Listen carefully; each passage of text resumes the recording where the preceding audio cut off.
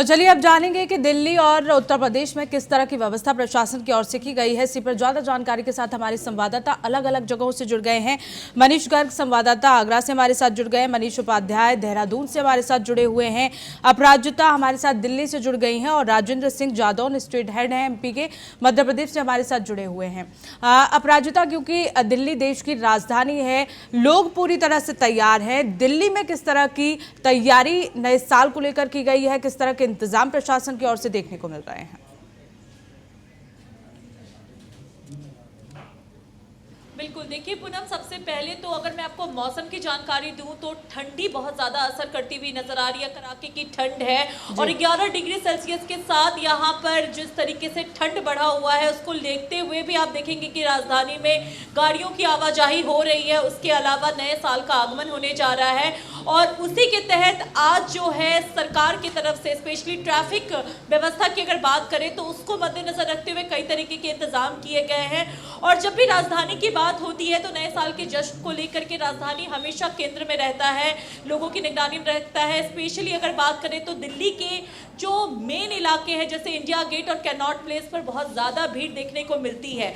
तो ऐसे में आज शाम 7 बजे जो भी नियम लागू किए गए हैं उसके तहत कैनॉट प्लेस में शाम 7 बजे से लोगों की आवाजाही को बंद कर दिया जाएगा। पूरी तरीके से वहां पर बैरिकेडिंग लग जाएगी और कुछ जगहों पर जो है खास तौर पर बैरिकेडिंग लगाने की बात की गई है, चाहे वो मंडी हाउस, मिंटो रोड, फिर उसके बाद बंगाली मार्केट, गोल चक्कर, जिसकी भी आप बात करें, यहाँ पर आरके आश्रम के पास भी जो है बैरिकेडिंग लगा दी गई है, लगाने की बात की जा रही है शाम के बाद से।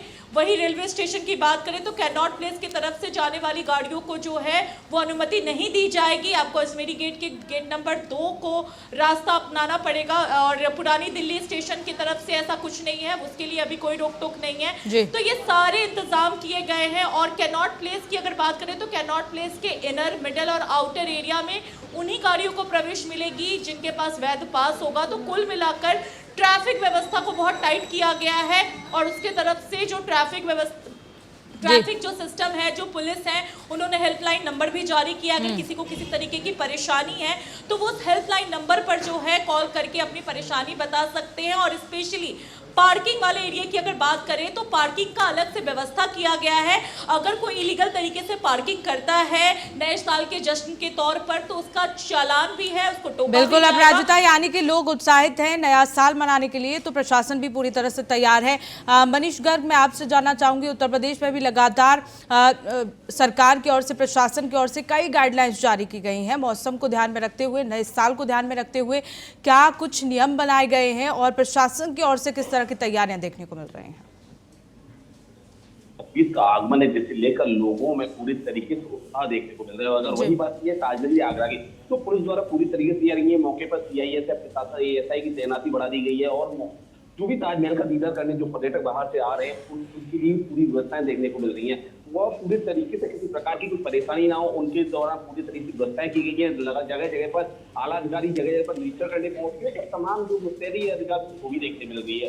वहीं अगर बात की जाए तो पूरी तरीके से क्योंकि ठंडी का भी प्रकोप पूरी तरीके से देखने को मिला, ठंड देखने को मिल रही है और सुनहरी धूप जो अभी थोड़ी देर पहले आगरा में निकली तो वो भी कहीं ना कहीं लोगों को पूरी ठंड से राहत देगी। लेकिन मौसम विभाग के अनुसार साफ कहना है कि आने वाले समय में और ज्यादा ठंड का प्रकोप देखने को मिलेगा। ठंड का जो तापमान है और कहीं ना कहीं तापमान में गिरावट देखने को मिलेगी। जब न्यूनतम तापमान की बात की जाए आगरा तो 9.3 डिग्री सेल्सियस रहा है, तो कहीं ना कहीं तापमान में भी गिरावट है, तो ठंड का जो प्रकोप है वो लगातार देखने को मिलेगा। और नए साल का जो आवागमन पूरी तरीके से हम लोग कह सकते हैं तो स्वागत है 2026 का, वो पूरी तरीके से लोगों में देखने को मिल रहा है। 31 तारीख है आज, लास्ट दिन है साल का, तो जैसे लेकर पूरे तरीके से लोगों में भीड़ देखने को मिल रही है क्योंकि जमावड़ा देखने को मिल रहा है। जगह जगह पर हम लोग कह सकते हैं भीड़ है। और वही बात की जाए तो आगरा अगर बात की जाए तो सबसे पहले आगरा क्योंकि पर्यटन स्थल है, ताजनगरी है आगरा तो इसे लेकर पूरी तरीके से जिला प्रशासन तैनाती देखने को मिल रही है। पूरे तरीके से हम लोग कह सकते हैं बैरिकेडिंग लगाई गई है। वहीं अगर जो बाहरी वाहन है उनको जिले के अंदर प्रवेश, सिटी के अंदर प्रवेश नहीं किया जाने दे रहा, तो तमाम तरीके की जो प्रशासनिक अधिकारी है वो लगातार मौजूदगी दिखा रहे हैं। और वही बात की है शाम 7 बजने के बाद ही तुरंत ही पुलिस मुस्तैद हो जाती है चौराहे पर, क्योंकि ड्रिंक एंड ड्राइव की अक्सर हमें देखने को मिलती है हादसे, जिसे लेकर भी कहीं ना कहीं प्रशासन मुस्तैदी दिखाता हुआ नजर आ रहा है। बिल्कुल मनीष, कई जिलों में हाई अलर्ट भी जारी किया गया उत्तर प्रदेश में। कौन कौन से जिले हैं जहां हाई अलर्ट जारी किया गया, जहां ज्यादा सावधानी बरतने की जरूरत है? देखिए, अगर बात की जाए मथुरा है, आगरा है, लखनऊ, तो तमाम ऐसे जिले हैं जिनमें के पर्यटन स्थल है, लोग बाहर से भीड़ भाड़ ज्यादा देखने को मिलती है। और मथुरा की बात की जाए तो भगवान कृष्ण की नगरी है, तो वहां भी भीड़ भाड़ बहुत देखने को मिलती है। तो पूरी तरीके से अलर्ट प्रशासन होता हुआ नजर आ रहा है। इसके अलावा आगरा की बात की जाए, अन्य जिलों की बात की जाए, तो कई जिले ऐसे रखे गए हैं जो हाई अलर्ट पर रखे गए हैं। पुलिस बल की तैनाती बढ़ाई गई है, पीएससी की तैनाती भी करने की बात कही जा रही है। अगर भीड़ बढ़ती है तो पीएससी को भी तैनाती है। तो तमाम ऐसी पुलिस का कैसे व्यवस्थाएं हैं जिला प्रशासन की जो देखने को मिल रही है।